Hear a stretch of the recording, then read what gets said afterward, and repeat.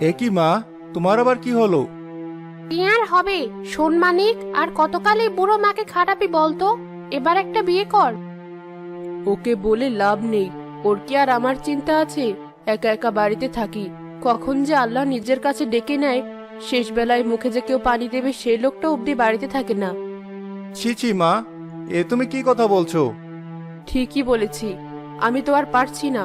এবার একটা বিয়ে কর বাবা, শেষ বেলায় আমিও ছেলের বউয়ের মুখটা দেখি তবেই মরি। কিন্তু এত তাড়াতাড়ি আমি মেয়ে কোথায় পাবো মা?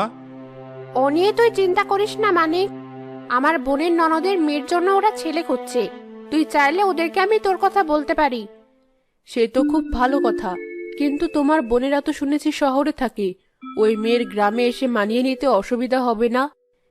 কি যে বলো না ভাবি।